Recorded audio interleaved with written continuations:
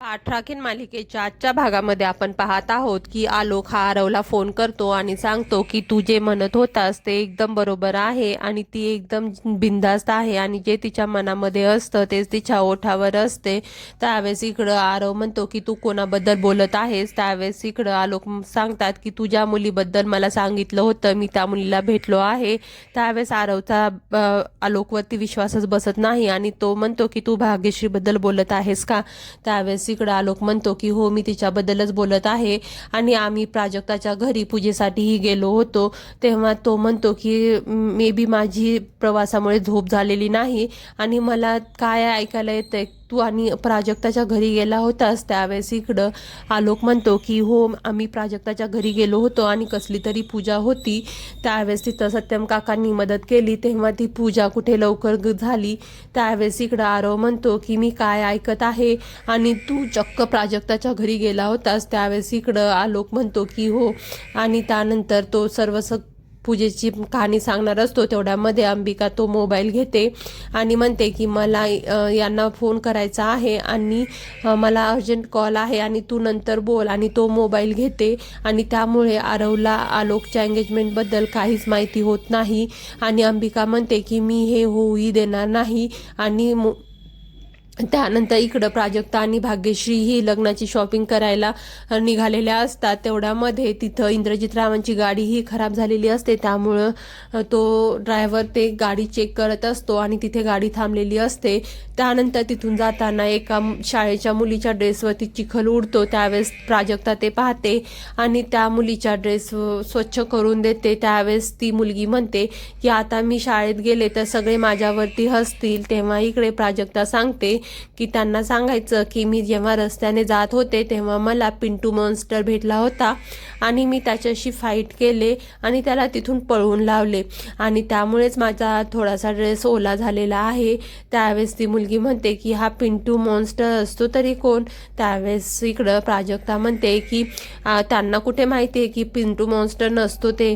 त्यावेळेस ती खूप खुश होते आणि म्हणते की हो आता मी मस्त शाळेत जाईल आणि त्यानंतर ती मुलगी तिथून हसत हसत शाळेत जाते. त्यानंतर भाग्यश्री म्हणते की पाहिलं का तुझी जीन्स किती खराब झाली आहे आणि आता आपण असंच शॉपिंगला जायचं का.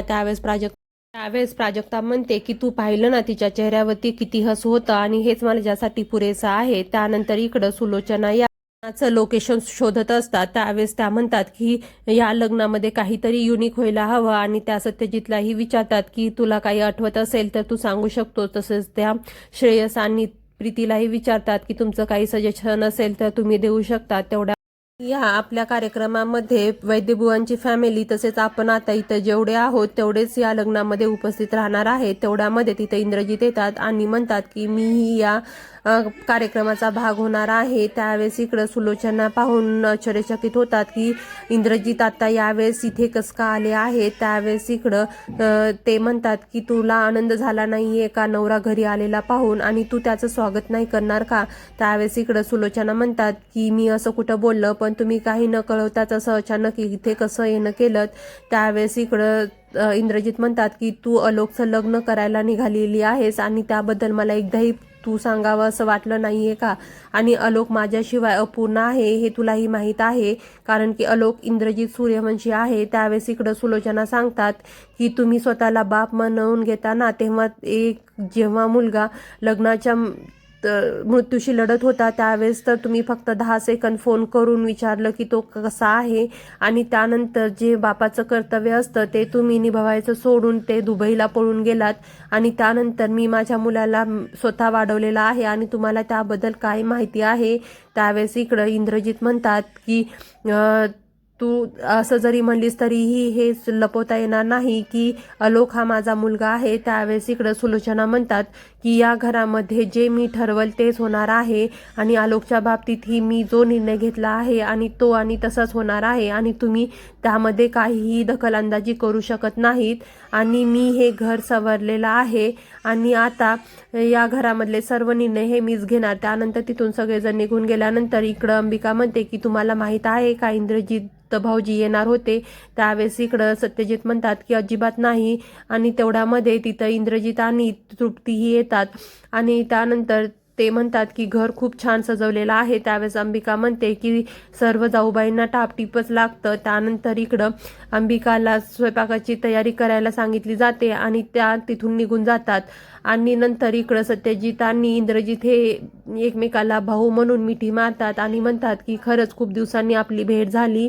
आणि त्यानंतर इकडे शॉपिंग करून भाग्यश्री आणि प्राजक्ता घरी येतात आणि भाग्यश्री सगळ्यांना आवाज देतात की आम्ही शॉपिंग करून आलो आहोत. त्यावेळेस आई आजी म्हणते की तुला हे सगळं नकटा कारभार करायला कोण सांगितलं होतं आणि सुलोचना मॅडमनी बस्ता बांधला आहे ना. त्यावेळेस इकडं भाग्यश्री म्हणते की आई आजी तू शांतच राहा आणि तू मला पैसे दिले नव्हतेस. त्यावेळेस भाग्यश्री म्हणते की मी माझ्या पैशातून हे सर्व शॉपिंग केलेली आहे. आणि त्यानंतर येलो कलरची साडी बाबांना दाखवते आणि म्हणते की बाबा हे मामाकडून एका भाचीसाठीचं पिवळं वस्त्र आहे आणि ते मामांनी भाचीला द्यायचं असतं ना.